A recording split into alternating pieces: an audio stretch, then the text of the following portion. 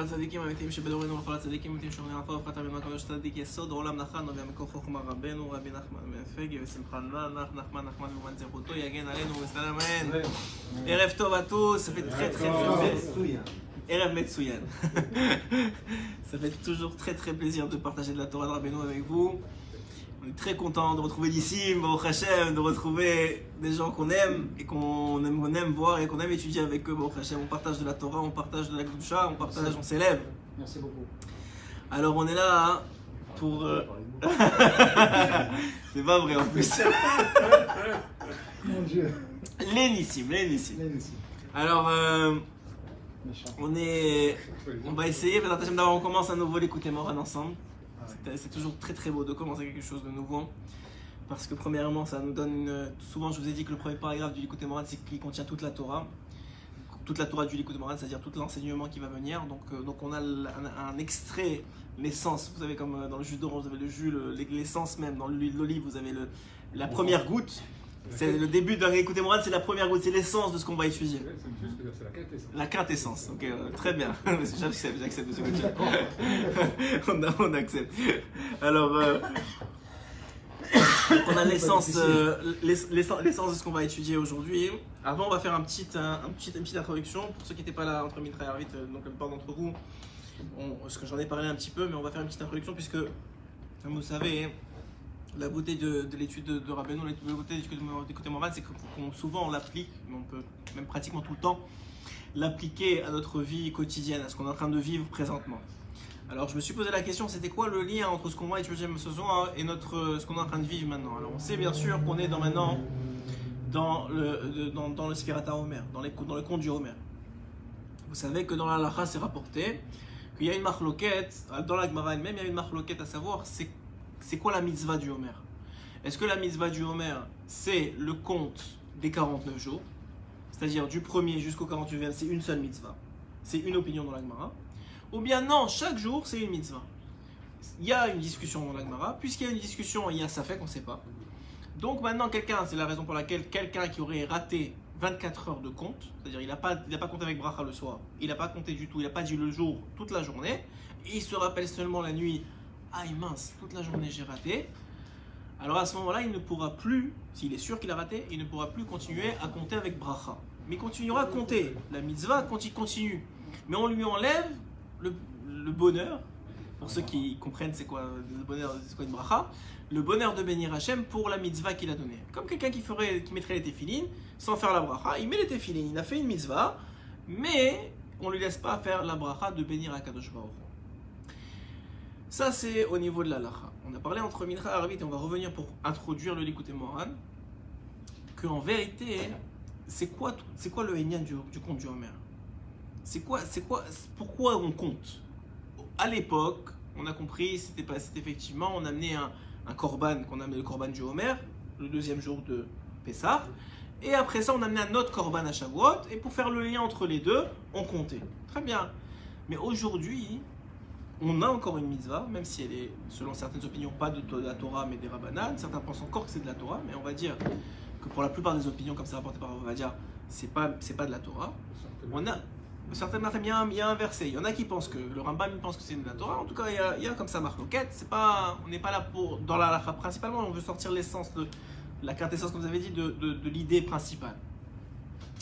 Alors en vérité, on te demande de compter tous les jours, pour une raison très particulière. Rabbeinu, il écrit dans le Likutei Moharan, mais on va voir que ça se relie à ce qu'on dit maintenant ce soir. Rabbeinu, il explique que quand il y a un précepte très connu, que sauf Maaseh Marshava Trila, l'action finale vient de la pensée première. Ça veut dire quoi? En clair, ça veut dire quoi?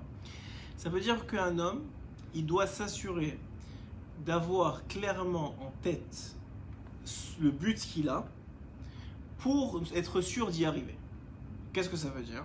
Il donne l'exemple, Rabbeinu, dans le Likutei Moharan 66, celui qu'on a vu entre Mitra et Arvit, il donne l'exemple du bait, de la création d'une maison.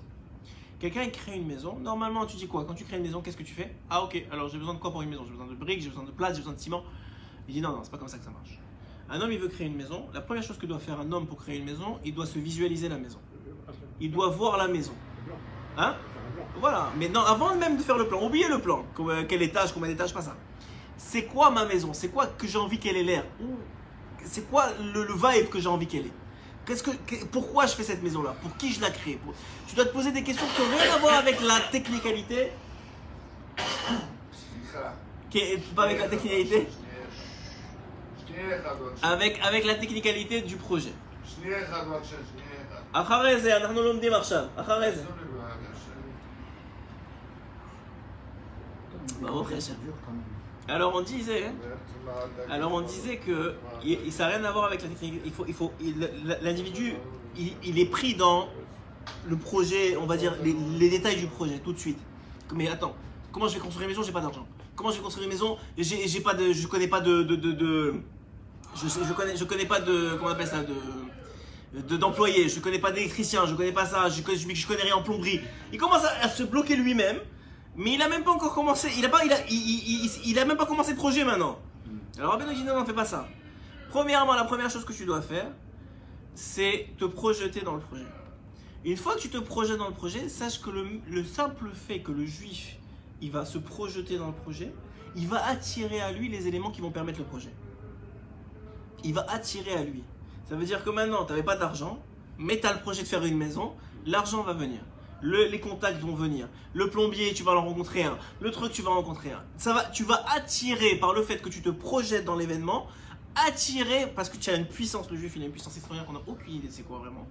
Mais en vérité, l'Eshama elle a une puissance tellement grande qu'elle est capable d'attirer les éléments que tu projettes. Ok? Ça c'est déjà un secret incroyable que peu de monde savent.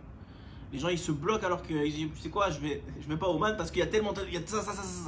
Premièrement projette-toi. Regarde-toi y aller. Est-ce que tu veux vraiment y aller? Pourquoi tu veux y aller? Est-ce que tu as compris c'est quoi? Et ça, pour tout dans la vie, c'est comme ça. Il dit un homme, c'est dommage qu'il arrive à 80 ans, ou à 90 ans, ou à 120 ans, Bezrat Hashem pour nous tous, sans s'être une fois projeté dans sa vie à qu'est-ce qu'il voulait avoir l'air à 120 ans. Un homme dès l'âge de 20 ans, il doit se projeter, se dire de quoi je veux avoir l'air à 120 ans? De quoi je veux avoir l'air? Comment je veux que mes enfants ils soient fiers de moi? Comment je veux que mes petits-enfants ils soient fiers de moi? Comment je veux qu'on parle de moi après ma mort? Qu'est-ce que je veux laisser? Il doit déjà à 20 ans se projeter comme ça. Tu dis attends, c'est la race rame, hein. Comment tu vas me dire projeter comme ça? Au contraire, il dit Rabbeinu, c'est le problème, c'est la race rame, c'est à 120 ans quand tu t'es pas projeté. Parce que tu réalises, tu regardes derrière toi, tu dis attends, mais moi je voulais être là et je suis là. Je suis à l'opposé de ce que je voulais être. Mais tu t'es jamais posé pour te dire qu'est-ce que je veux être. Pourquoi c'est tellement important de se poser pour se projeter, dire qu'est-ce que je veux être à 120 ans? Parce que qu'est-ce qui va faire de toi l'homme que tu vas être à 120 ans? C'est ce que tu fais aujourd'hui. C'est les éléments que tu changes en toi aujourd'hui, demain, après-demain, etc. qui vont créer l'homme de 120 ans. C'est ça qui fait la différence. C'est pas à 120 ans tu te dis, ou aujourd'hui tu dis je veux devenir Rabbi Akiva. Mais Rabbi Akiva il s'est jamais dit je veux devenir Rabbi Akiva. 20 ans ou à 40 ans quand il savait même pas lire la lèvette. Non, il a dit je fais le projet de devenir un Talmid Chacham. Il savait pas que c'était, il avait aucune idée qu'il allait devenir Rabbi Akiva. Mais il a dit ok, aujourd'hui pour devenir Rabbi, qu'est-ce qui me manque? Ah, je sais pas lire l'hébreu. Ok, on va faire la lèvette. Ah, maintenant je fais la lèvette, qu'est-ce qui me manque? Ah, je connais pas les Mishnayot. Ok, on va prendre les Mishnayot. Ah, maintenant je connais les Mishnayot, qu'est-ce qui me manque? Ah, on fait la Gemara, etc. Mais chaque jour, il a posé le pied ou l'élément. Oh, Hachem. Bah, oh, Chava. En plus, ton fils. Attends, c'est pas possible. Oh, Chava. Ça fait plaisir de t'entendre. J'ai beaucoup entendu parler de toi. Bon, alors on va reprendre pour lui depuis le début. Non, je rigole. Non, mais l'idée, elle est très importante à comprendre. Et c'est un élément fondamental dans la vie de tous les jours de pas se tromper dans nos choix et dans nos comportements. C'est qu'un homme, il doit savoir que l'homme qu'il devient à 120 ans, ce n'est que le fruit des 120 années qu'il a passées. C'est-à-dire hyper simple à dire. Mais un homme, tant qu'il n'a pas ce projet-là de 120 ans, il n'est pas passé ces années-là, il ne réalise pas combien c'est important. Pourquoi? Parce qu'un grain de sable, ça vaut rien. Mais quand on met 1 plus 1 plus 1 plus 1 plus 1, bah ça te fait des tonnes de sable. Mais toi, tu ne le vois pas. Donc la même chose, un homme, il dit à Benoît Kadosh, il dit un homme, il est obligé de se projeter. Pourquoi? Parce que sinon, il a 99% de chance de ne pas devenir celui qu'il veut devenir. Et donc l'individu, il doit premièrement se projeter sur, donc se dire, par exemple pour le projet de la maison, de quoi elle va avoir ma maison, pourquoi je veux faire une maison, c'est quoi le frame de ma maison, c'est quoi. Et après, il va attirer vers lui les éléments qui vont permettre la création de la maison. La même chose, un homme, il doit se projeter et projeter qui il veut devenir, qui il veut être à 120 ans. Et en fonction de qui il veut être, il va attirer vers lui les éléments qui vont le faire devenir cet homme-là. Donc en vérité, nous dire Rabbeinu, tout le secret du Sfiat à Omer, tout le secret du conte du Omer, c'est parce que tout le conte, il y a une opinion qui pense que c'est une seule mitzvah. Pourquoi elle pense ça? Parce qu'il y a une opinion qui pense que tout le Sfiat à Omer, ce n'est que pour le 50e jour. Ce n'est que pour Shavuot, pour la réception de la Torah. Tout ce qu'on fait pour compte maintenant, c'est que 50e jour. Mais celui qui n'a pas compris que le jour de Shavuot, on reçoit, comme dit le Zohar HaKadosh, tous les chidushim de toute l'année de Torah. Tous les chidushim, la possibilité que vous soyez là ce soir, ça a été déjà décidé Shavuot dernier. À Shavuot dernier, bon, parce que vous n'avez pas dormi, vous êtes venus, etc. On a décidé que Nissim, telle date, à tel jour du Homer, il va être un shiur de Torah, il va apprendre un nouveau concept de Rabbeinu HaKadosh, de la Torah du Likutei Moharan. Ça a été décidé il y a 1 an.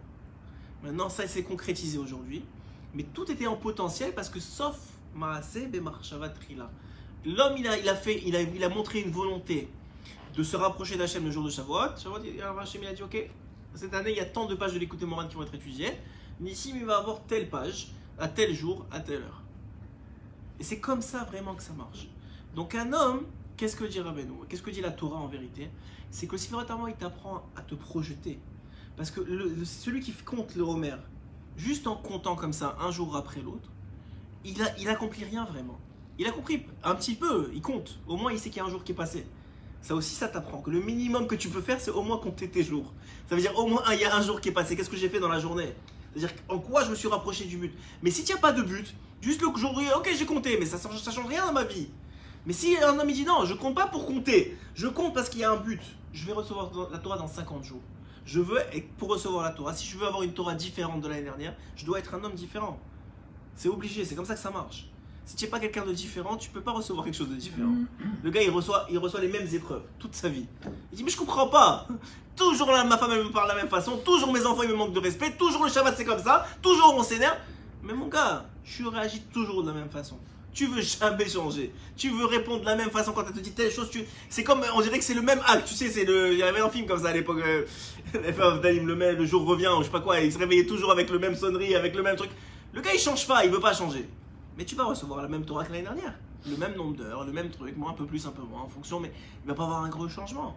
Mais un homme, il dit non, tu sais quoi, je comprends, j'ai compris ce que le Zohar dit, ce que Rabbi Shimon dit, qu'en vérité, le jour du Shavuot, c'est le jour de Matan Torah. Donc je reçois, il y a plus que ça. Le Zohar, il dit chaque jour, il y a une voix qui sort du mont Horeb, du mont Sinaï, et qui crie au Béné Israël, rapprochez-vous de la Torah, rapprochez-vous de Dieu. Alors le Baal Shem Tov, il pose une question. Il dit, mais il n'y a personne qui l'entend cette voix-là. Pourquoi elle sort? La Gemara, elle dit, ouais, ok, elle sort, mais il n'y a personne. Personne n'a entendu cette voix-là. Peut-être les tzadikim, mais encore. Mais personne n'a entendu cette voix-là. Alors pourquoi ça sert qu'elle sorte? Alors Baal Shem Tov, il dit, non, vous croyez que vous n'entendez pas, mais les Neshamot d'Israël, elles entendent. Et la Neshama, elle entend. Et si elle veut se revenir, c'est grâce à cette voix-là. Et c'est la voix qui la ramène vers Akadosh Baruch Hu. Il dit, reviens. Et Dafka, en vérité, tu l'entends quand même. Donc comme ça, on comprend ce principe-là qu'un homme, cette importance-là qu'un homme il a de se projeter dans l'avenir, mais pas projeter Stam pour n'importe quoi. Se projeter, ça veut dire se créer l'image de ce qu'il veut être demain. Et quand il fait ça, ça le ramène à aujourd'hui. Ça dit ok, maintenant aujourd'hui, qu'est-ce qui me manque pour devenir ça? Donc maintenant, je pose des actes concrets aujourd'hui qui peut-être, à leur sens, si tu les prends individuellement, ne valent presque rien. Ouais, le gars il dit à partir d'aujourd'hui, je fais la bracha Sheriat Sar avec Kavana. Ça a l'air de rien du tout. Mais un homme qui a fait toute sa vie à Sheriat Sar avec Kavana, je te dis, c'est pas le même homme que le gars qui a pas fait avec Kavana. C'est pas le même homme, mais ça n'a rien à voir, c'est des mondes de différence. Mais c'est une bracha. Ça n'a rien, c'est quoi? C'est rien. Mais quand tu accumules, tu mets un grain de sable après l'autre et un grain de sable après l'autre, ça te fait des tonnes et des tonnes. Et c'est ça la différence entre un homme qui s'est projeté dans la vie, qui s'est projeté dans son avenir et qui a dit ok, moi peut-être aujourd'hui je suis comme ça, et il fait face, on a dit déjà, il faut faire face à sa réalité. Mais une fois qu'il dit qu'il est comme ça, il dit maintenant ok, où je veux être demain? Pas demain, dans 1 an, dans 10 ans, dans 15 ans, en fonction de n'importe quoi dans sa vie, même dans son projet, dans son projet de business, n'importe quoi. Pourquoi? Parce que les coups durs, ça arrive à tout le monde. Vous demandez même aux gens qui ont réussi, ils vont vous dire j'ai planté 4 affaires avant de réussir celle-là. Ouais, mais qu'est-ce qui a fait tenir, qui s'est relevé le lendemain, qu'il a planté la 4e affaire, qu'il n'a pas dit non stop, j'en ai marre? C'est qu'il avait toujours le même projet, il avait toujours le même but, il avait toujours le même idéal. Quand tu as un idéal, malgré que tu tombes, tu as l'idéal, tu vois plus loin que ce que tu es en train de tomber maintenant. Alors pourquoi je vous raconte tout ça? D'abord, parce que c'est très important à comprendre, parce que c'est un mode de vie. Parce qu'un homme, s'il a ce principe-là, lorsqu'il va tomber, il ne va pas se laisser autant affecter, il va être capable de se relever, et surtout, il va être capable d'avoir, quel que soit on dit que tous les chemins mènent à Rome, ouais, mais il faut savoir c'est quoi ton Rome à toi. Ok, il y a des chemins, ça c'est Hachem qui décide le chemin que tu vas emprunter. Qui va mettre sur ta route, quel rave, quel ami, quelle situation, ça d'accord, mais toi tu as un but. Mon but c'est que mes enfants ils soient fiers de moi à 120 ans. Ok, ça peut être un but, c'est un magnifique but. Mais pour ça, tu fais attention de ne pas t'énerver avec eux, ou devant eux, tu te comportes bien. Tout de suite, ta vision elle change. Alors que si tu dis, tu ne penses pas à ça, et ben quand tu as envie de t'énerver, tu t'énerves. Quand tu as envie de te regarder, tu dis non, mon but c'est ça. Mon but c'est d'arriver à avoir. Alors tu projettes la maison. Ça, c'est un concept qu'il faut essayer d'appliquer. Plus tu te fais jeune, plus ça a de l'impact dans le temps. Ça, c'est pourquoi je vous raconte tout ça, parce que notre écoute morale d'aujourd'hui qu'on commence, qui va nous parler de la quintessence, va nous parler du projet de Dieu. Quand Hachem il a créé le monde, lui aussi il avait une idée première. Et cette idée première, elle a permis la création, mais elle a aussi défini la création. La création du monde a été faite en fonction de l'idée première. Puisque maintenant l'idée c'était le but. Il a projeté. Qu'est-ce qu'il a projeté? Rabbeinu il répond. Il dit qu'est-ce que Hachem il a projeté en premier? La première chose qu'il a pensé quand il a dit je vais créer un monde. Israël. Très bien. Il a projeté Am Israël. Mais pas seulement Am Israël, il y a un twist un peu. Et pas seulement la terre d'Israël, très bien, c'est le Bereshit, il va parler de ça. Mais pas seulement de ça, il a projeté le Nachat Ruach. Écoutez bien, il a projeté le plaisir qu'il allait avoir de Am Israël. Hachem, il s'est projeté, la première idée qu'il a eue, c'est le plaisir qu'il va recevoir de Am Israël. Et quand il a projeté cette idée-là, il a tout créé à partir de là. Alors il dit Rabbeinu Akadosh, après on va rentrer dans les mots, vous allez voir comment c'est extraordinairement beau. Mais, alors il a dit Rabbeinu Akadosh, maintenant pourquoi Hachem il a fait que le lion, tout le monde a peur du lion, et il rugit, il a des dents, il a comme ça, et tel détail, tel muscle, dans tous les détails, pourquoi? Il n'y a pas de problème. Alors pourquoi? Parce que, écoutez bien, parce que un jour, ça c'est un exemple, en vérité il y a beaucoup, tu peux le multiplier, autant que de détails qu'il y a dans le monde, tu peux multiplier l'exemple.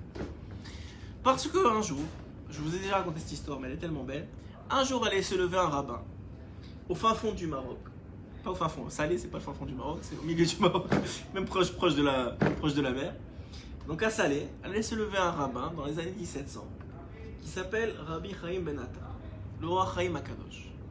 Et ce roi Chaim Akadosh un jour, alors qu'il travaillait, je vous raconte l'histoire, mais je la raconte souvent à mes enfants, mais c'est une très belle histoire. Le roi Chaim Akadosh, en plus il est marocain, ça transmet un peu la gêne. Alors, donc ce roi Chaim Akadosh, un jour, qu'est-ce qu'il faisait? Il travaillait à l'époque, tous les tzadikim ils travaillaient. Il n'y avait pas, tout le monde travaillait. Donc il était couturier de bijoux. Ouais, il était orfèvre, on appelle ça, ouais. Sur des robes, etc. Et donc, il était très connu parce qu'il était excellent, comme tous les tzadikim, mais quand ils font les choses, ils les font parfaitement.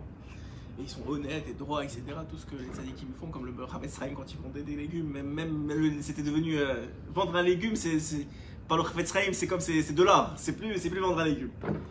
Dans tous les moindres détails, du peser, de tout ce qui se passe, tout c'est devenu de la divinité. Alors le Chaim Akadosh c'était la même chose, mais il avait une particularité.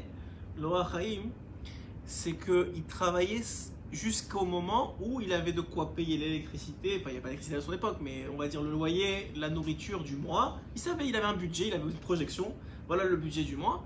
Quand il avait, ça lui prenait une journée, 2 journées, 3 journées, quand il avait fini, Chavetz Chaim faisait ça aussi. Quand il avait fini, il arrêtait. Et Chok Velo Yavor, il arrêtait. Tu pouvais donner ce que tu veux, il arrêtait. Tellement c'était fort ce que lui faisait, que tous les juifs de sa ville, à Salé, eux ils travaillaient moins quand le Chaim Akadosh il travaillait 3 jours par semaine. Parce que juste le Chaim Akadosh il influençait tout le monde, il voyait que c'était comme ça, alors lui aussi il travaillait moins. Et dès que le Chaim Akadosh est parti en Israël, les Juifs de la même ville, ils ont recommencé à travailler 4-5 jours. Donc on voit l'impulsion du tzaddik. Bon, le tzaddik, il était là, il travaillait. Évidemment, arrivé un jour, une petite épreuve, il y a le gouverneur de la ville qui marie sa fille. Il entend que le Chaim Akadosh est le meilleur orfèvre. Donc qu'est-ce qui se passe? Il dit, ok, on va demander au Chaim Akadosh de faire les robes de mes enfants et de ma femme. Il envoie ses soldats chez le Chaim Akadosh. Le Chaim Akadosh, il dit, je suis désolé, mais j'ai fini mon mois. Il lui dit, mais tu comprends pas, c'est dans 2 semaines le mariage, il n'y a pas j'ai fini mon mois. Il attend les trucs et il est pas drôle le gouverneur. Si c'est pas comme ça, il t'envoie dans la fosse au lion. Il dit, ah bon, bah, moi j'ai fini mon mois, allez lui dire que je travaille pas. Ils repartent évidemment, il dit quoi? Ils se sont vexés, le gars va du goy. Il se sent vexé, il dit quoi? Pas question, tu l'envoies et vous lui dites, si c'est pas besoin de venir me voir, directement vous l'amenez au fosse au lion. Et bon, il dit, écoute, tu viens ou tu t'envoies à la fosse au lion. C'est dommage, tu vas perdre de toute façon tes journées. Et non, vous comprenez pas, moi j'ai une ligne de conduite. Ma ligne de conduite, si j'ai travaillé ce mois-ci, c'est fini. Vous voulez, il repousse le mariage pour le mois prochain, il n'y a pas de problème. Ce mois-ci, c'est terminé. Il dit, ok, bon, on est obligé de t'amener. Il dit, ok, juste laissez-moi prendre mes téfilines et un livre de Torah et j'arrive. Et il les suit, il l'amène dans la fosse au lion. Tout le monde s'attend à ce qu'il soit bouffé. Qu'est-ce qui se passe? Il s'assoit. Manger. Il s'assoit. Et il ouvre le livre de Torah, il avait les téfilines sur lui, le livre de Torah. Et là, tous les lions, ils viennent et s'accroupissent devant lui. Et ils écoutent. Une journée, 2 journées, 3 journées passent. Au bout de 3 journées, le gardien de la fosse, il voit ça, il dit c'est bizarre, je vais aller dire au gouverneur. Il dit au gouverneur, attends, mais il y a quelque chose qui va pas avec ce prisonnier que vous m'avez amené là, il y a quelque chose qui tourne pas rond. Les lions, ça ne dure même pas une seconde d'habitude. Et là, ça fait 3 jours, il est en train de leur faire, je sais pas ce qu'il leur raconte.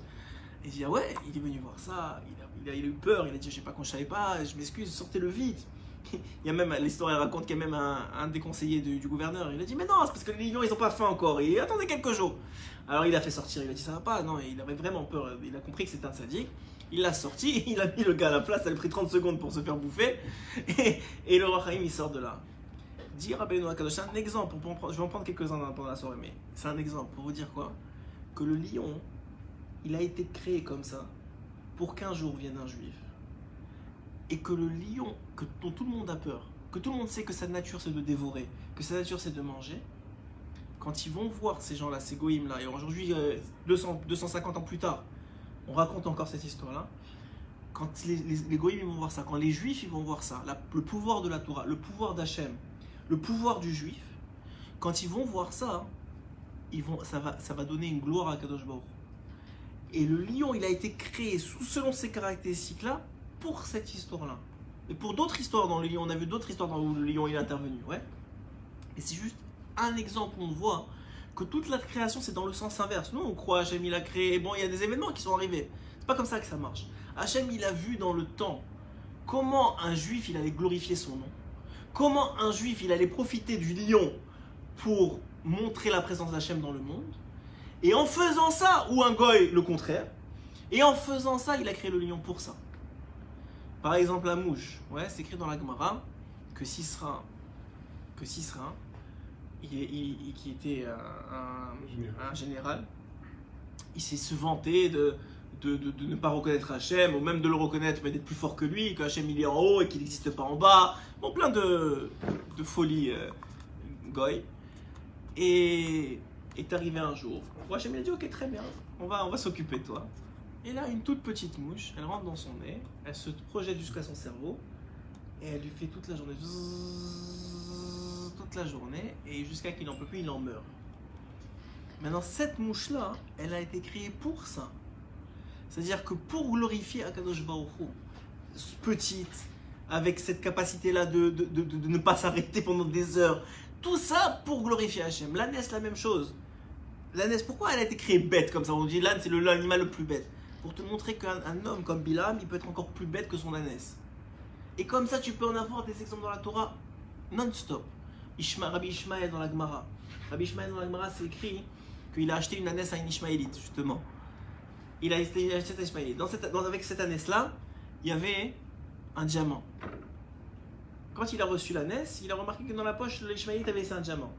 Il a dit à ses élèves, il y a un diamant dans la poche. Les élèves lui ont dit, c'est pas notre problème, c'est pas grave, c'est son problème à lui, il avait qu'à vérifier.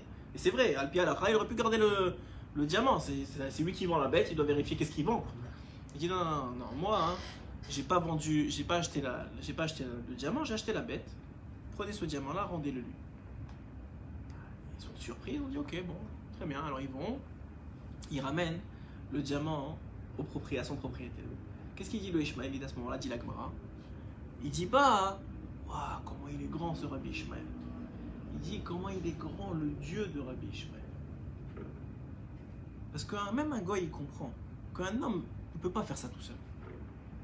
La paix c'est trop important, le Yetzerara, les envies, c'est pas possible. Quelqu'un qui n'a pas de crainte de Dieu, il peut pas faire ça, rendre un diamant, je vous donne un exemple, on va dire $1 million, ou le chèque du loto, genre 26 millions, il rend le chèque du loto qui va avec parce qu'il a acheté une veste.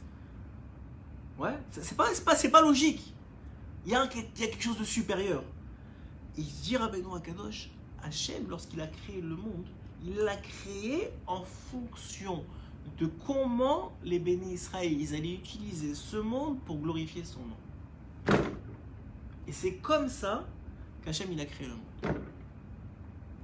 Alors venez, on va voir comment ça marche dans les mots de Rabbeinu. Donc vous savez que ça commence par un verset.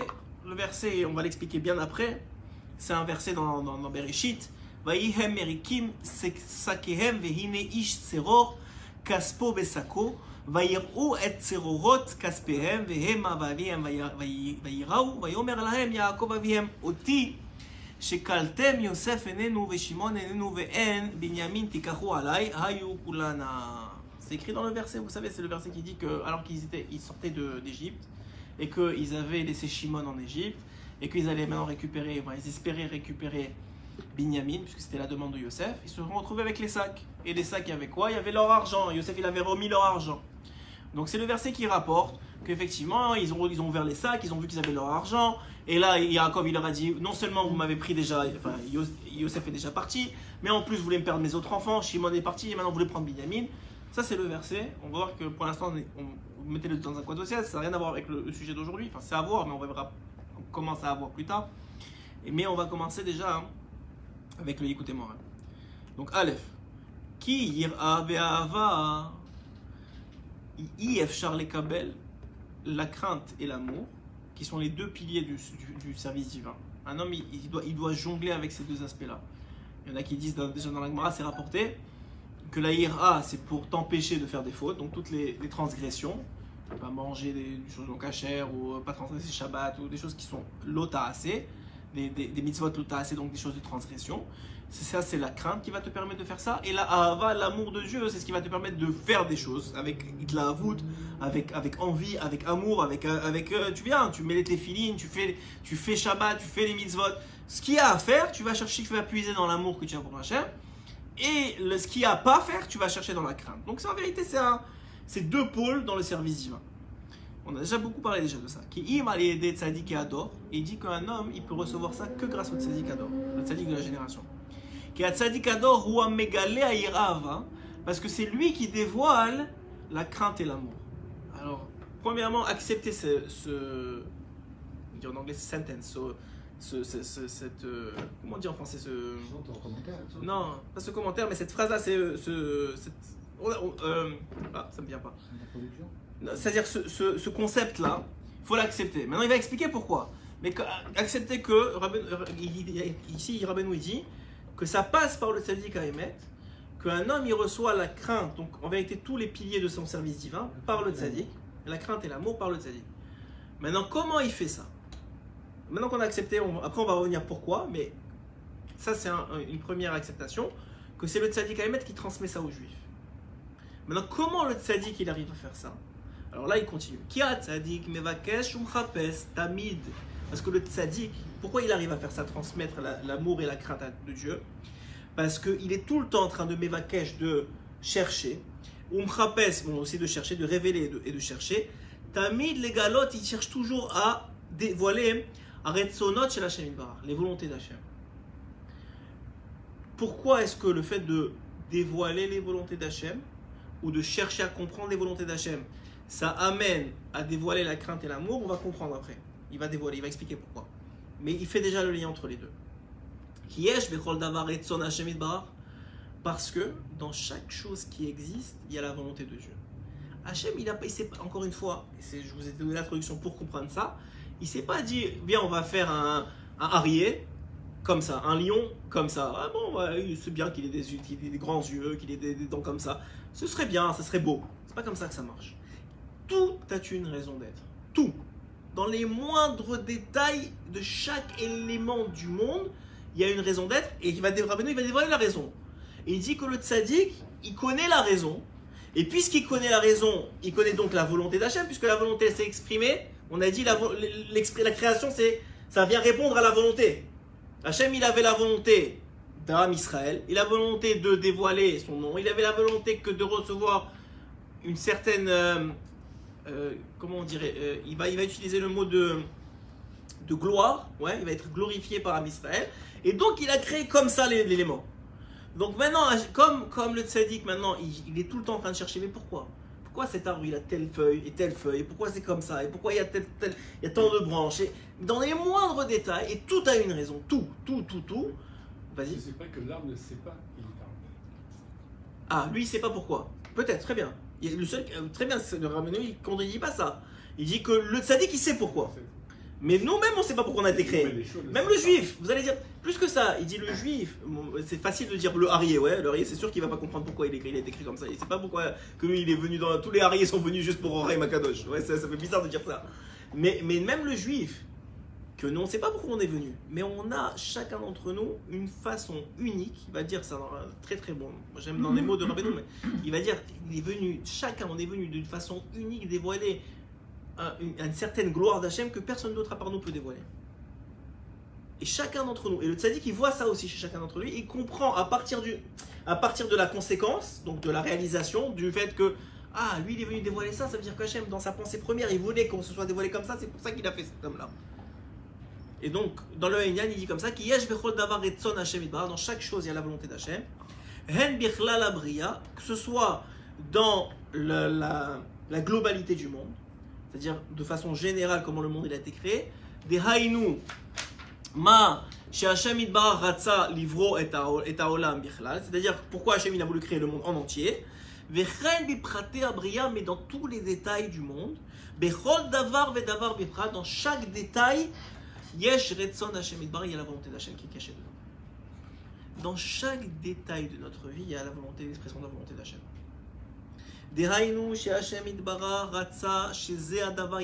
C'est-à-dire qu'il a voulu que cette table elle soit comme ça, avec tel bois, avec telle couleur mauve ici ou je sais pas quoi, avec telle façon, telle grille, tout dans les moindres détails.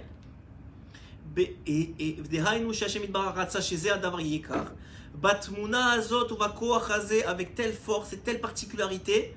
Et de telle nature, et chaque chose elle a sa propre vision, sa propre réalisation, avec une autre force, incomparable, tout est tellement différent dans chaque chose. Et le tzaddik, qu'est-ce qu'il fait? Il cherche cette volonté-là. On va il cherche tout le temps c'était quoi la volonté d'Hachem en faisant cette table-là? C'était quoi la volonté d'Hachem en faisant la mouche de telle façon? Pourquoi il a fait tel poisson de telle façon? Pourquoi comme ça? Tout dans les moindres détails, c'est ça ce que ça dit fait. Oui, allez-y. Les choses de la nature, j'entends à peu près ce qu'il en est. Oui. Il y a une chose qui sont fabriquées par l'homme, c'est comme l'homme qui le fait. Il y a une arbitre, il y a une décision, il y a un projet, c'est comme qui est établi, qui fabrique à partir des matières premières que Dieu a créées, d'accord? Ouais. L'objet qu'il a vendu. Alors encore, très bien, c'est une bonne question, moi je pense, mais le principe, à mon avis, il est qu'en vérité, la table, elle est l'expression de la volonté de l'homme. Oui, l'homme il a pensé quelque chose, après mais cette volonté, elle est elle-même l'expression du cachet de Dieu. Donc en vérité, c'est en... Hein? Pas l'objet, la volonté.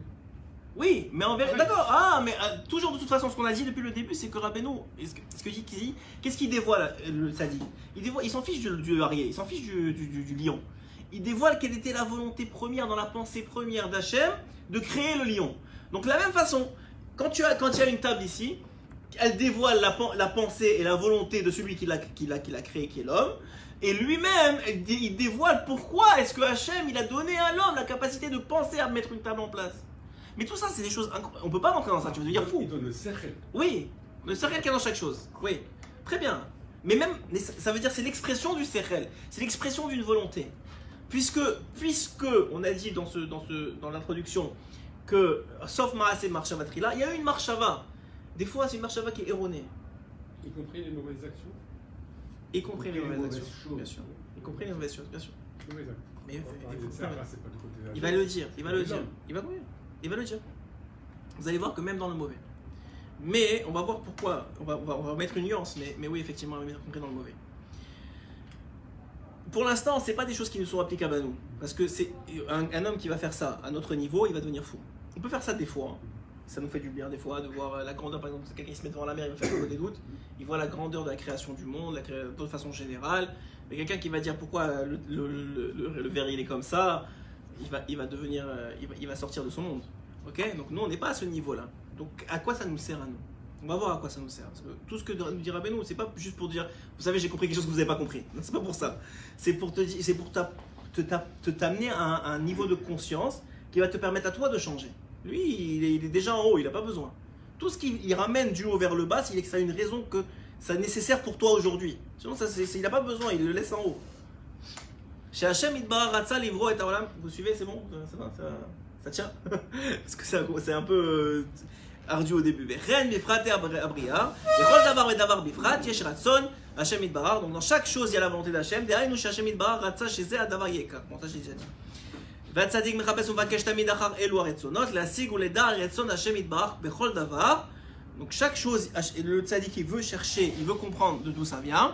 כגון מפני מה היה רצון השם יתברך שהארי, voilà encore une fois, il donne l'exemple du lion. Comme par exemple, pourquoi Hachem il a voulu que le Hari, le lion, il soit comme ça, il est le koach ukura, qu'il ait de la force, qu'il ait de la gvura, qu'il ait de la rigueur, ou que tout le monde ait peur de lui, que ce soit le roi des animaux, pourquoi lui et pas un autre? Ovazo atmuna, ovazo ateva, et dans telle nature, et pourquoi le Hari, pourquoi il va se comporter de telle ou telle façon? De façon générale, moi, enfin, même avant que j'essaie de comprendre ce d'écouter Moharan, c'est écrit dans la Gemara que le juif, de façon générale, il doit apprendre des animaux. Par exemple, il doit apprendre du chat qui cache ses excréments, il doit apprendre du Hari qu'on se lève comme un Hari, ça veut dire tout de suite quand il est très très fainéant le Hari. Mais quand il se lève. C'est d'un coup et c'est fini. Donc on doit apprendre de lui. Ça, c'est quand on voit les choses de l'autre côté, c'est-à-dire à l'inverse en vérité de la réalité. Mais la réalité, c'est que la volonté première d'Hachem, elle est cachée dans le Hari. Elle est cachée dans la création. Et donc il dit ici, vous attateva nagash yesh l'Hari ou les fer il touche katan ou khalash koar. Et pourquoi est-ce que le touche le moustique il est petit et il a une force très faible? Et pourquoi il est khalash meod et yesh lo teva ou tmuna? Et pourquoi il est comme ça? Dans chaque détail de la création, comme dans le lion de lui-même, pourquoi il ressemble à ça, etc. On reprend tout le principe. Et pour toute la création du monde, dans les 4 niveaux, vous savez qu'il y a 4 niveaux dans la création du monde. Il y a l'inanimé, on va dire, le domem, il y a le tsomear, le végétal, il y a le chai qui est l'animal, et il y a le Adam, le médaber, on appelle, que le Zohar il appelle ça un parlant, un être parlant, vivant parlant, c'est nous. Ouais, donc ça veut dire la création lui-même. C'est les 4 niveaux de création. C'est pour ça qu'un homme, de façon générale, dit le Zohar Kadosh, il doit faire attention à ce qu'il mange. Ouais. Normalement, l'homme a été créé pour ne pas être carnivore. A priori, l'homme ne devait pas être carnivore. Ouais. C'est seulement à partir de Noach que Hachem, en sortant de la Teva, il voulait amener un korban. De ce korban-là, il a permis de manger, etc. Mais avant ça, il n'y avait pas de volonté que de la création. Pourquoi? Parce qu'avant qu'il y ait le déluge et toute la destruction de ce monde-ci par le dehors du déluge, il n'y avait pas de raison encore de métaken, il n'y avait pas de nécessité de l'homme d'intervenir dans le tikkun de l'animal. Vous savez que tout ce qu'on fait, c'est pour réparer. Bon, souvent on détruit plus qu'on répare, on va dire ça comme ça, mais bon, on va être gentil. Mais en vérité, tout ce qu'on fait, c'est pour réparer. Donc maintenant, un homme, par exemple, dans la nourriture, un homme, il est là pour élever la nourriture. Ouais. Shabbat, elle s'élève d'elle-même. Shabbat, il n'y a pas besoin de faire quoi que ce soit. Juste, tu manges. A priori, même sans kavana, bon, c'est sûr que c'est mieux avec des champs, etc. Mais même sans kavana, sans rien, l'élément lui-même, puisque tous les mondes, ils montent. Donc l'élément de Tsoméa, il monte, tout le monde monte. Et donc, ils sont élevés de toute façon. Mais de façon générale, on va dire, dans la nature des choses de la semaine, un homme, par exemple, qui mangerait de la viande pour rien, c'est un problème. Pourquoi? Parce que c'est l'élément le plus difficile à élever de la création. C'est l'élément qu'il est le plus difficile pour l'homme de faire le tikkun. C'est aussi à digérer. Vous remarquez que c'est plus difficile à digérer. Tu te réveilles pas le matin à cause que tu as bien mangé le laitier, c'est facile à digérer. Encore, pourquoi? Parce que même dans la digestion, le tikkun, tu vois que c'est plus facile. Ça veut dire que même dans la réalité physique, tu vois que le travail qu'il y a à faire sur l'élément, il est plus facile. Donc normalement, un homme, à part quand c'est par exemple pour une iloula, c'est pour ça que quelqu'un qui est carnivore, comme des fois beaucoup d'entre nous, alors toujours avant de manger de la viande, c'est bon de vérifier s'il y a une iloula d'un tzaddik. C'est vrai, même si c'est un four, c'est-à-dire t'as envie de manger donc tu vérifies. C'est pas parce qu'il y a une iloula que tu fais. Mais bon, c'est déjà mieux que rien. Pourquoi? Parce que tu as besoin d'aide pour élever la matière. Le Shabbat c'est déjà fait de lui-même. Donc mange de la viande, c'est le moment de manger. Les fêtes c'est la même chose. Mais quelqu'un qui est juste attiré par la matière risque de te bouffer plus que tu bouffes la matière. C'est ça le problème. Donc, et on est bien placé pour le savoir, on est tous dans cette tavatachila, de façon générale. Mais tout ça pour dire que le but de la nourriture, c'est pas qu'elle te bouffe, c'est pas que tu tombes dedans, c'est que tu viennes l'élever. Comme dans toute chose dans la vie, c'est comme ça. Donc maintenant, quand c'est difficile, tu as besoin d'une mitzvah, d'une seudat mitzvah, par exemple une ioula, pour t'aider à monter la matière sans même que tu aies encore touché la matière. Ça, tout de suite, tu dis, ah, c'est les Nishmat ou les Rvod. Je sais pas moi, la semaine prochaine c'est Rabbi Shimon Bar Yochai. Ah, c'est l'Irvod Rabbi Shimon Bar Yochai. Tout de suite, l'élément lui-même, la nourriture, la viande, elle s'est élevée d'un coup. Tu n'as pas vu, les atomes ils ont changé. Juste parce que tu as dit ça à table, les atomes ils ont automatiquement changé. Maintenant, cette nourriture elle est beaucoup plus facile à digérer. Pourquoi? Parce que maintenant, le tikkun, l'élément il est monté. Toi, tu n'es pas monté, on va dire que tu n'es pas monté, tu es au même niveau. Mais l'élément, il est monté, donc il est beaucoup plus facile à digérer. Et digérer, je parle même spirituellement, de faire sa réparation. Il faut savoir que, une histoire comme ça, c'est le Noam Elimelech, il me semble. J'espère que je me trompe pas. Le Noam Elimelech, il priait dans une synagogue, toujours au même endroit. Il avait un de ses élèves qui était un Baal Habayit, quelqu'un qui travaillait toute la journée. Et c'était, tous les ans, il avait l'habitude, pour la Yortzeit de son père, de faire on n'a pas fait, ça me fait penser, les Refoua Shelema de Talia, que c'est par le Torah, soit pour la Refoua Shelema de Talia Bat Efrat Myriam, de Chana Bat Esther, de Soli Bat Mesoda Bezrat Hashem, Shalom Ben Myriam, Bat Shira Ben Rivka, Shalei Bat Rava,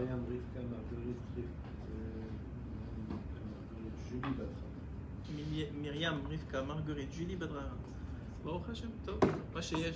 Regref Hashem, Bezrat Hashem, et les Nishmat, toutes les Neshamot Théorot de Israël. Ok, alors, donc on disait maintenant que tout le Enyan où j'en étais. Oui, donc dans la nourriture, je parlais de la nourriture, c'est ça? Oui, vous voyez l'histoire du Noam Elimelech. Donc le Noam Elimelech, il avait un élève comme ça tous les ans, comme c'est la plupart des gens qui font ça. Ils font une Seouda. On sortait sur le soir, soit l'après-midi, soit le matin. Il faut une séouda, Lélo Nishmat, son papa. Donc il faisait une séouda. Mais ce jour-là, il était très très pressé parce qu'il avait beaucoup de travail, etc. Donc il a tout posé sur la table et il a voulu il voulait partir. Il lui a dit, le maire, il le fait appeler. Il lui dit, où tu vas? Il lui dit, je suis désolé, j'ai un gros travail, je peux pas, il faut que je parte. Il lui dit, mais c'est la séouda de ton. Viens, on fait au moins les chaïm. Tu as amené de la vodka à l'époque, c'était même à 8h du matin, il prenait de la vodka. Donc il a dit, viens, ça va m'amener les chaïm. Effectivement, il a pris un verre, et il était tellement pressé cet homme-là, il a oublié de faire la bracha, il a bu. Et lui, pour bien marquer le coup, la mère, il se pose, il fait une bracha lentement, et l'autre il devient rouge, j'ai bu devant le Noam Elimelech sans faire de bracha, et il lentement avec Kavana, Baruch Atah, il s'arrête, parce qu'il faut s'arrêter 3 fois, Baruch Atah Hashem, on s'arrête, et Elokeinu Melech Haolam, on s'arrête, et après on fait chaque fois, oh, ce qu'il y a. À l'époque, pour la vodka, c'est Shakol. Aujourd'hui, je sais pas. Je sais pas c'est quoi la vodka aujourd'hui. Shakol encore, ouais. Ok, c'est bon. Alors, ça dépend quel verre. Alors, tout simplement pour dire que il fait la bracha et il dit, ah bon, maintenant tu peux partir. Il lui dit, attends, mais je voulais te dire, heureusement que j'ai fait la bracha. Il lui dit, oui, bien sûr, je m'excuse, j'ai pas pensé, il se sent pas bien. Non, c'est pas pour ça que je te dis ça. Il dit, parce que c'est dommage que ton papa, ils l'ont jugé en haut. Ça fait déjà 20 ans qu'il est parti. Et ils lui ont permis de revenir dans du blé. Et dans le blé, ils l'ont permis que ce blé-là, c'est le blé qu'on a ramassé pour faire 7 vodka. Et pour 7 vodka, et qu'il est revenu dans cette bouteille, et que toi, tu n'as pas fait la bracha, c'est dommage. Heureusement que j'ai fait la bracha pour toi. C'est pour te dire quoi? Qu'on sait pas, non, je vous dis, ça c'est l'histoire du Noël et les mères. Mais tout ça pour comprendre que tout ce qu'on fait, même si on n'a aucune idée, même si on se trompe, des fois on se trompe, mais on se trompe pas. C'est-à-dire, il y a pas, et Hachem, il te laisse pas te tromper. Toi, tu as l'impression de te tromper, tu as un tikkun à faire en plus pour toi, tu vois ce que tu veux. Mais même dans le mal, on se trompe pas. Hachem, il ne permet pas quelque chose qui ne participe pas au tikkun, ne participe pas à la réparation. Pourquoi? Parce qu'il n'a pas de temps à perdre. Donc c'est vrai qu'il y a un libre arbitre, c'est vrai que tu vas te tromper, mais même cette erreur, qui a l'air d'une erreur, quand Mashiach va venir, on va dire mais c'était pas une erreur. Heureusement que ça arrive parce que tous les éléments qui vont découler de ça, encore plus dans le bien. Encore plus dans le bien, j'ai écouté Ravia et Yaakov Citruc qui parlait de son père, je ne sais pas si vous avez écouté cette histoire. Il a raconté une histoire sur son père, je l'ai fait en kitsour, très très rapidement. Il racontait, bon pas chez moi ça m'inspire beaucoup les histoires de Rav Citruc, c'était même un homme très, en plus c'est quelqu'un qu'on a connu donc c'est proche de nous. Et il racontait qu'un jour il avait un ami très proche, il a fait très très rapidement, vous l'écouterez si vous voulez. Et il avait un ami très proche et qui était sur le point de mourir, et donc il est parti le voir et il lui a amené les téfilines réservées à son fils, à Rabbi Yaakov. Il avait amené des téfilines à son fils pour lui mettre, et avant qu'il parte. Et le père, le monsieur qui allait mourir, et la famille, ils ont été tellement touchés, c'était des gens loin de la Torah, ils ont été tellement touchés que le Rav, ils viennent avec les téfilines qu'il avait réservées pour la bar mitzvah de son fils, que son fils il n'avait même pas encore mis pour la première fois, et qui maintenant il sanctifie ces téfilines à cet homme-là parce que c'était les téfilines qu'il voulait. Il lui a dit c'est les téfilines de mon fils, je les avais réservées, mais c'est pour vous, etc. Et il lui a mis comme ça. Ils étaient tellement touchés que cette histoire, elle est restée comme un rochem, comme une histoire, une empreinte dans la famille, que même s'ils étaient loin, hein, et même un des fils était même marié avec une goyate, en tout cas je vous donne pas tous les détails, mais même s'ils étaient loin, c'est resté comme l'histoire du Rav Citruc dans la famille. Et cette histoire, elle a fait tellement de bien avec les années que les petits-enfants, ils sont montés en Israël, ils ont fait tchouva, et ça a fait des péroulottes, ça a fait des enfants de ces enfants d'une histoire, d'un acte. Nous, on ne voit pas ces choses-là, on n'a aucune idée de ce que ça veut dire. Mais Hachem, lui, il a un plan, il a une vision de la finalité. Donc tout ce qui arrive pour arriver à la finalité, ce n'est que pour la finalité. Et la finalité, c'est ça la beauté de l'écouter Moran. C'est que Hachem, à travers Rabbeinu, il te dévoile c'est quoi la finalité. La finalité, c'est que Hachem, il se glorifie du peuple d'Israël. C'est pour ça que tout a été créé. Tous les événements, tout, c'est pour que Hachem, il se glorifie en tant que peuple et en tant qu'individu de chacun du peuple d'Israël. Et quelque part par là, on peut dire que le libre arbitre n'existe pas alors. Il existe, on rapporte toujours cette question, c'est la question du Rambam qui dit, n'essayez pas de comprendre comment à la fois le prédéterminisme existe, c'est-à-dire le fait que Hachem il a déjà tout calculé, et d'un autre côté, ton libre arbitre il existe aussi. C'est-à-dire qu'effectivement il sait ce que tu vas faire, mais c'est toi qui as choisi de le faire. Maintenant, de toute façon, il a des cases, Hachem, ouais. Il a un meurtre ici, il a une mitzvah là, il a quelqu'un qui va mettre les téfilines, une chouva ici, quelque chose. Maintenant, il cherche des gens pour mettre dans les cases. Il cherche des gens, il sait déjà qui va être à l'avance, mais ça ne change rien, que c'est toi qui as choisi, et c'est toi qui en vérité aussi a le potentiel de venir, de monter dans cette case ou dans cette case. D'arriver dans cette case, mais il sait très bien que c'est toi qui déjà à l'avance, il sait que c'est toi qui va être dans cette case, donc il lui faut cette case-là pour quelqu'un d'autre, il sait tout ça. C'est pour ça qu'il faut redire la grandeur de l'intelligence d'Akadosh Baruch Hu, c'est inimaginable. Nous, on n'arrive pas à faire 2 plus 2. Lui, c'est des milliards de connexions par seconde, multipliées par le nombre de secondes de 6000 ans de la création du monde. Des milliards de connexions que elle a des milliards de réflexions sur tout le reste des autres connexions. C'est inimaginable. Vas-y. Je dis, toi tu choisis, ouais. Mais dans tous les cas, le résultat c'est le même. Le résultat, Hachem il a déjà prévu. Et la façon, peut-être qu'il y en a plusieurs, moi je ne sais pas comment ça, mais c'est sûr que toi tu choisis où tu veux être dans l'histoire. Alors là ici, quand on comprend ça, y compris les souffrances du peuple juif. Y compris les souffrances du peuple juif. Je sais que ça vous revient à chaque fois, je sais que la Shoah aussi vous revient à chaque fois. Je ne pourrais pas juger, moi je ne l'ai pas vu que vous, oui. Enfin votre famille, oui. Donc c'est sûr que c'est vrai, mais oui, y compris les souffrances du peuple juif. Et viendra un jour où on comprendra que même les bombes qui tombent sur Ashdod, ça a une bonne raison. Et c'est une bonne chose. C'est sûr qu'aujourd'hui on comprend pas. Il n'y a pas de souffrance inutile. Non, aucune. Ton Yom. Hein? Yov, c'est le cas par excellence de souffrance. Non, même ça, c'est pas une souffrance inutile. Ça nous apprend d'abord beaucoup de choses à nous-mêmes. Deuxièmement, il a Iov. Il a donné un exemple d'Iov. Iov, qui était le goy de Tzedek par excellence.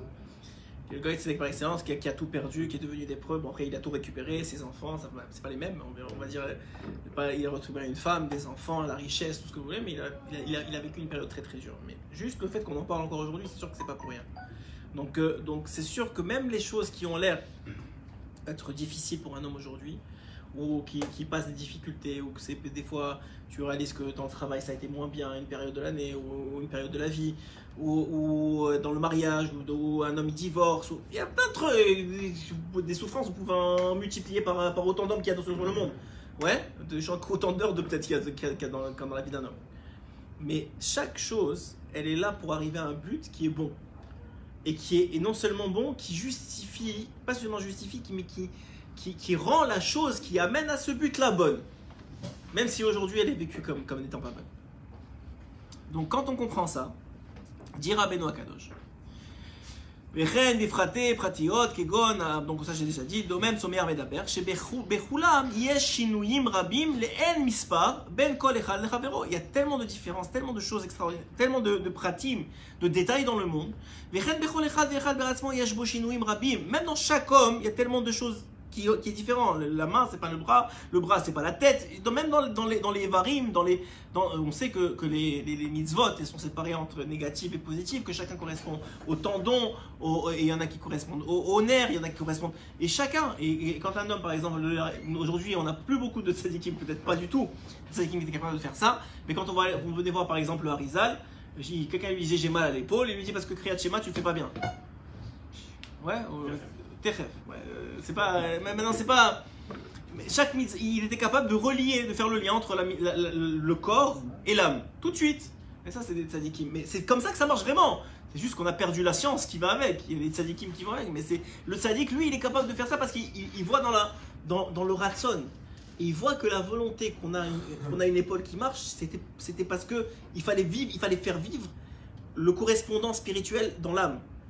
C'est ça la volonté première d'Hachem. Pourquoi? Parce que ce correspondant spirituel, il a glorifié Hachem au moment où il fallait glorifier, etc. etc. On continue. Hein? Elle est donnée qu'à certains très rares. Oui, 100%. On peut pas être à cette hauteur. Hein? On peut pas être à la hauteur de ces. Non, mais pourquoi elle est, encore une fois, elle n'est pas donnée pour eux-mêmes. C'est pour ça qu'il a commencé. Je vous ai dit, il faut le prendre comme un. En tout cas, il faut le prendre comme un acquis. Qu'elle n'est donnée à cet homme-là, ou à ce tzaddik-là, que parce que maintenant il va l'utiliser pour ancrer dans le plus pachout des pachout comme nous, la crainte et l'amour d'Hachem. Il va utiliser cette connaissance du Ratson d'Hachem pour, on va voir comment, c'est tout un mahalar, l'écoute Moran 17 il est assez long, c'est tout un mahalar, comment le tzaddik il va réussir à transmettre, grâce à cette connaissance qu'il va acquérir de la volonté d'Hachem, la crainte et l'amour dans le peuple. Ça c'est le but, je vous ai dit, que la première phrase du Écoutez Moran, c'est ça le but de l'enseignement. Donc comprenez que tout ce qu'on va apprendre maintenant, c'est pour comprendre comment le tzaddik il amène chez l'homme la crainte et l'amour qui est l'essentiel du service divin. Il dit Ve'akol haya mechamad retzon haborei yitbarach shemo, sheratza sheze yikach כך וזה ככה, והצדיק מחפש תמיד אחר אלו הרצונות, המשיג ומוצא אותם על ידי התפארות. Voilà, c'est le mot que je cherchais. Itpa'arut, c'est cet orgueil un peu que Hachem il va recevoir du peuple d'Israël et qui reçoit déjà du peuple d'Israël. Et ce qui est très beau, c'est comment il va le définir. D'abord, il rappelle ce que vous voulez dire tout à l'heure, c'est le Bereshit. Vous savez que Bereshit, dit Rashi, premier Rashi de la Torah, Bereshit. Pourquoi c'est Bereshit? Rashi sépare Bereshit en deux mots. Bet Reshit. Bet c'est 2, c'est la valeur numérique de 2. Reshit ça veut dire primordial. Ouais, c'est quelque chose qui est primordial, qui est essentiel. Dit Rashi, premier Rashi, c'est ce qui rapporte ici, le premier Rashi de la Torah, le monde il a été créé pour deux choses primordiales. C'est pour ça que le monde il a été créé. C'est quoi les deux choses? Israël et la Torah. Moi jusque-là, jusqu'à ce d'écouter Moran Bémet, je vous dis franchement, je pensais, j'avais compris, et c'était vrai aussi, mais je n'avais pas compris jusqu'au bout de ce que Rabbeinu il veut comprendre, que bon, alors Hachem il a créé parce qu'il voulait qu'il y ait la Torah, il voulait qu'il y ait Israël. Donc il a créé le monde. C'est pas comme ça. Hein. Hachem, il a vu la Torah et il a vu Israël. Ce que dit d'ailleurs dans le Zohar, il dit il a vu la Torah, il a créé le monde. Je n'avais pas compris ce que ça veut dire. Là, il t'explique ce que ça veut dire. Il a dit maintenant, il a vu la Torah, il a vu Israël, et en fonction de ce qu'il veut que soit Israël, et ce qu'il veut que soit la Torah, donc c'est la volonté d'Hachem, c'est en fonction de ça qu'il a créé le monde. Puisqu'il voulait que la Torah soit un vecteur de bonnes mœurs, de valeurs, etc., il a créé des parents et des enfants. Pour qu'il y ait une mitzvah de Kivut Avayim.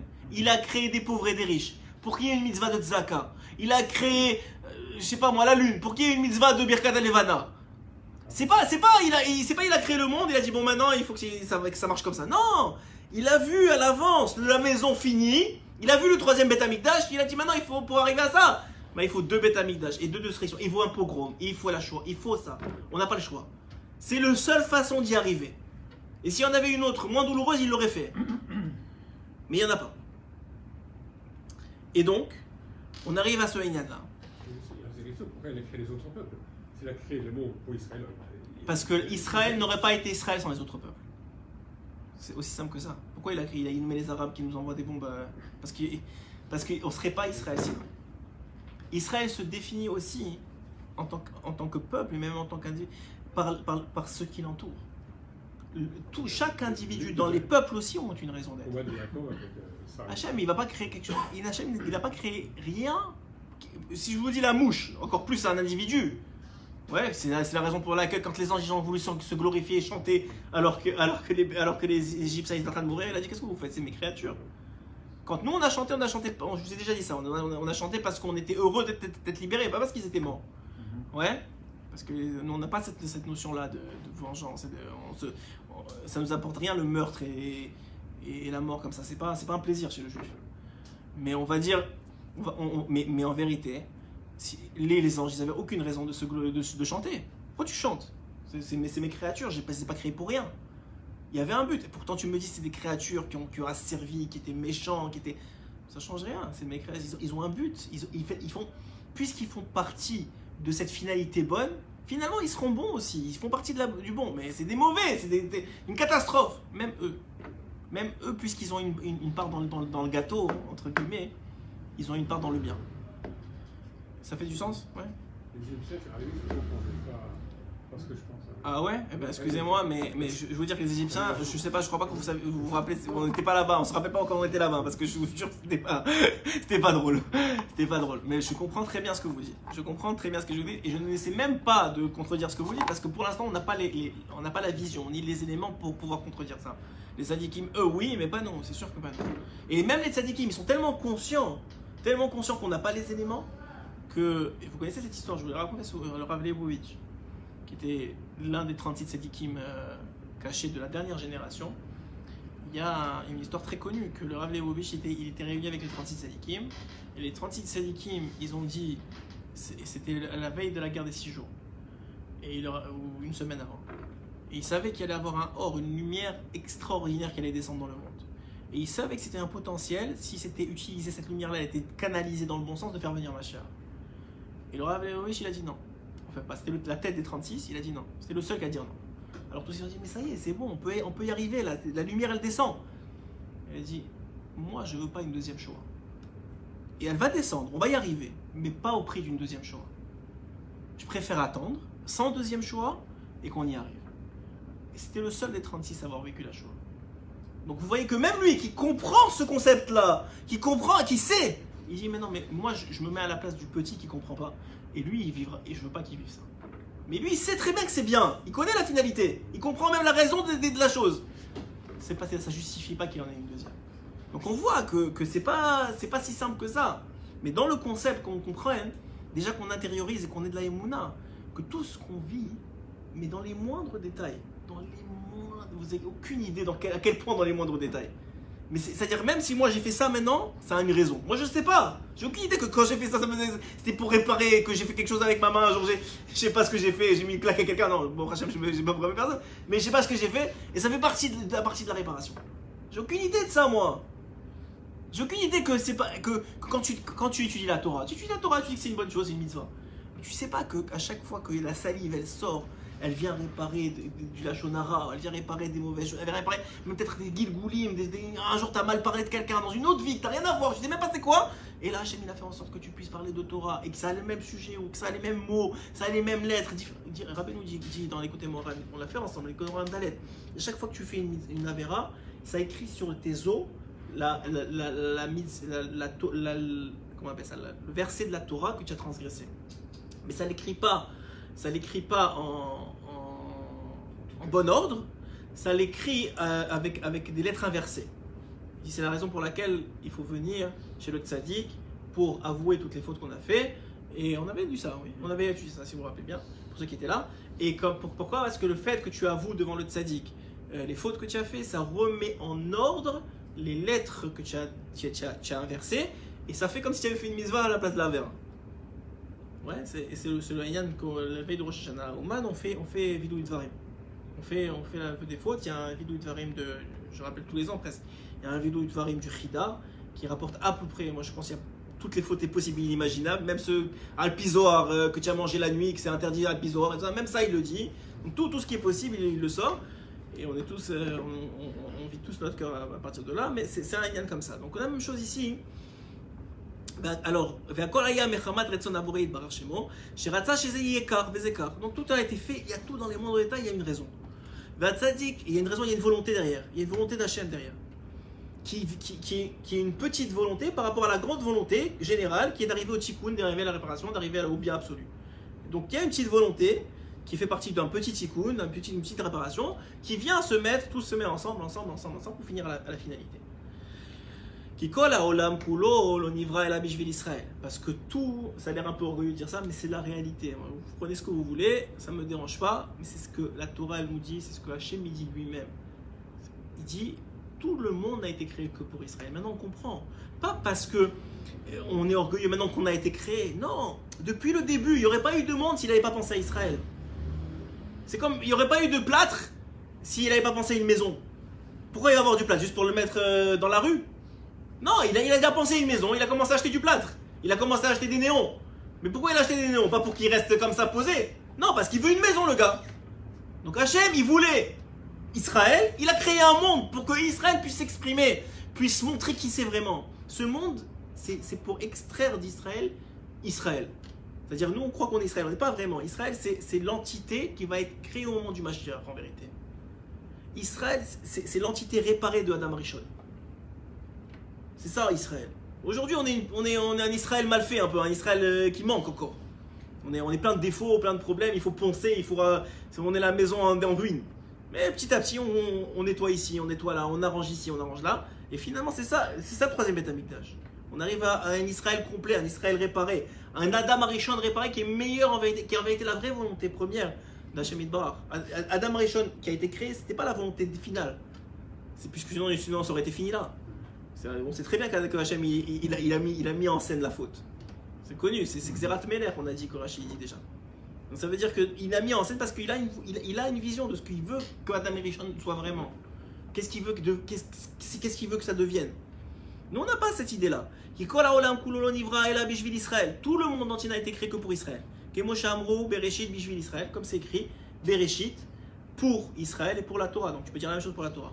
Chez Nikra Réchit, qui est appelé Israël, c'est écrit, elle est appelée ça. Il y a un verset qui dit que Israël c'était le Réchit, c'est quelque chose qui est primordial encore une fois. Qu'Israël ala b'machashava techila, parce que Israël est venu en premier dans la pensée d'Hachem. Des haïnou chez Hachem, vous imaginez ce qu'on est en train de dire? Il y a un tzaddik qui est en train de tout dévoiler. C'était quoi la première pensée d'Hachem avant d'avoir créé le monde? T'imagines ce qu'on est en train d'étudier? T'imagines ce qu'on est en train de comprendre? Il y a des grands érudits en Torah qui ont étudié plein de Gemara qui ne savaient pas ça. Qu'est-ce qu'il a pensé en premier Hachem quand il a créé le monde? Rabbeinu, il te dit, il a pensé à Israël. Et c'est pour ça qu'après ça, il a fait tout en sorte pour que ça fonctionne.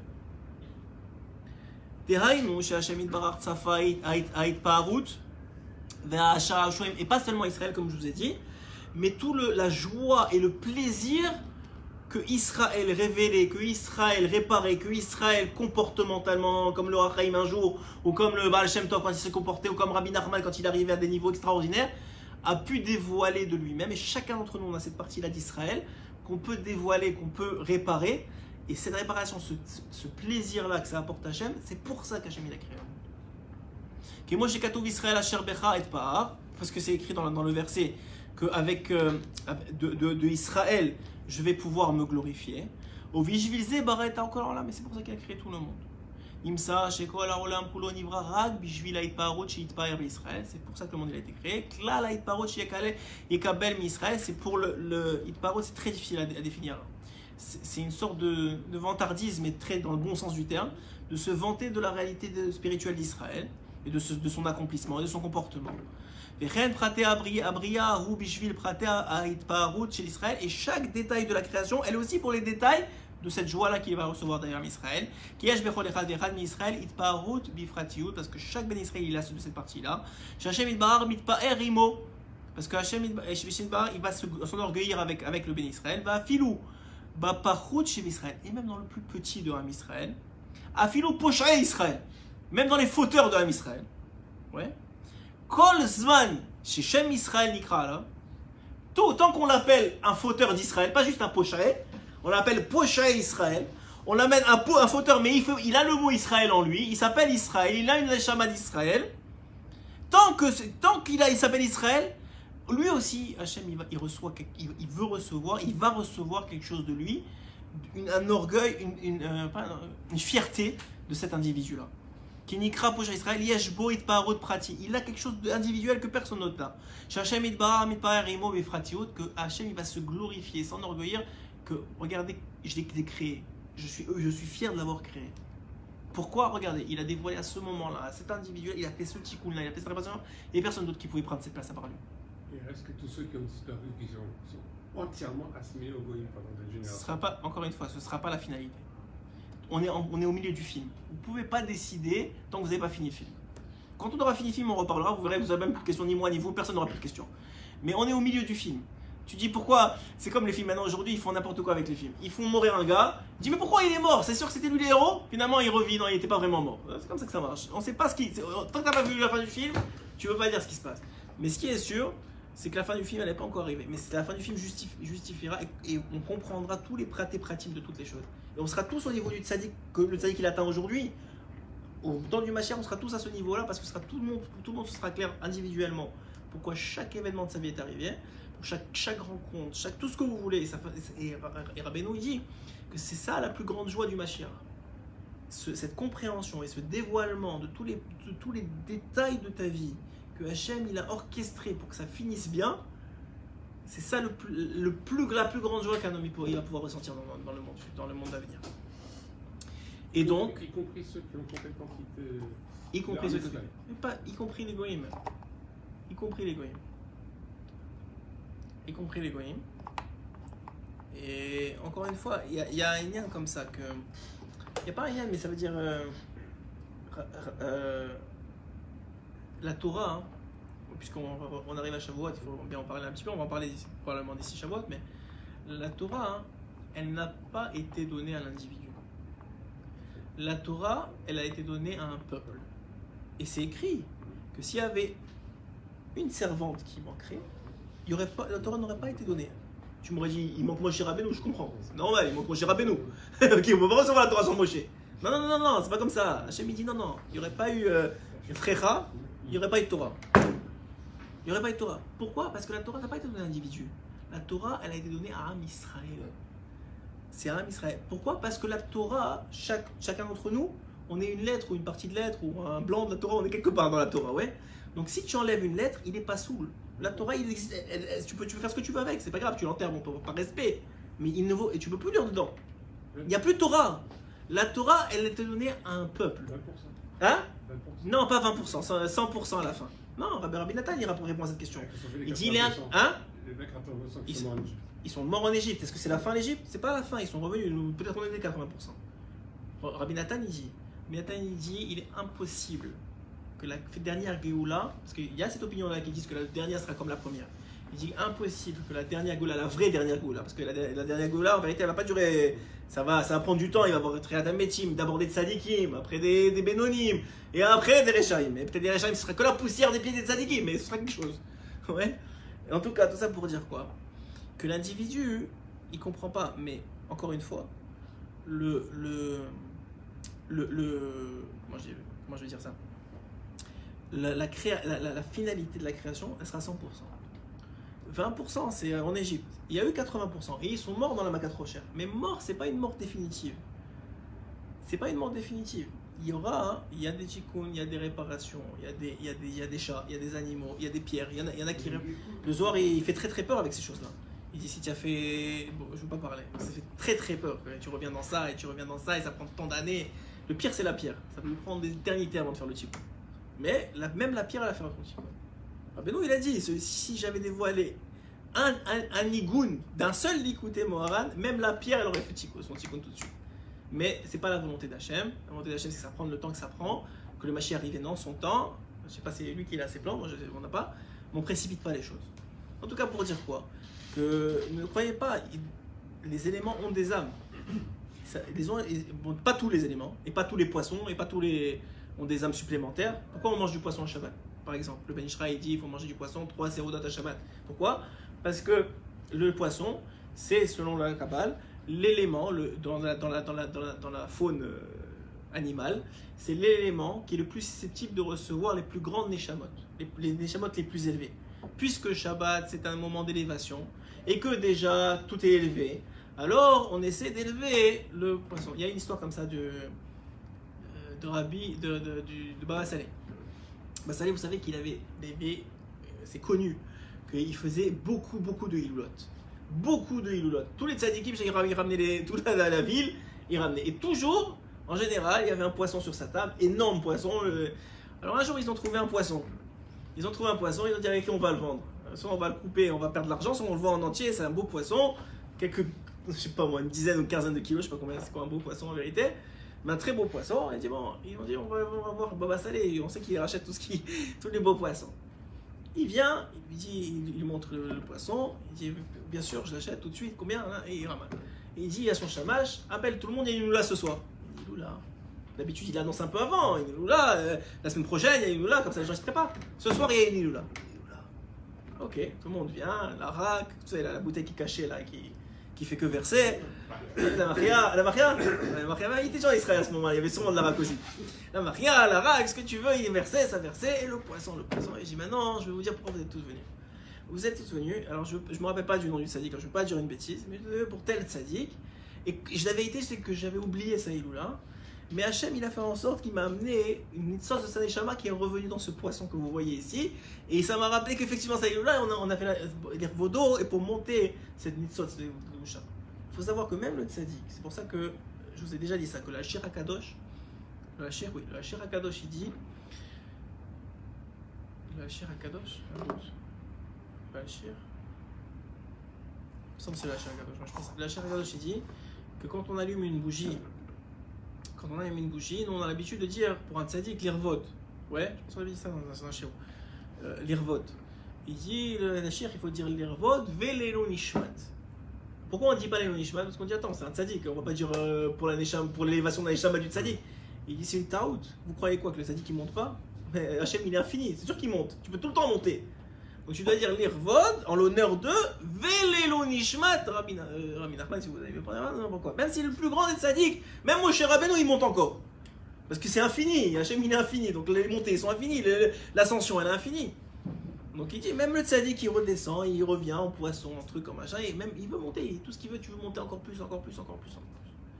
Donc la même chose ici, dans la réalisation. Maintenant ce qui est très très beau dans cette partie-là, on va bientôt finir, c'est que chacun des bénis Israël, même le plus grand des pêcheurs, c'est bizarre à dire, le plus grand des, on va dire, pochins Israël, c'est mieux à dire en hébreu. Oui, avec les poissons, c'est normal. Je me disais pourquoi je disais pêcheur, c'est bizarre, c'est pas dans mon langage de dire ça. Là, j'étais dans les lignales des poissons, vous voyez.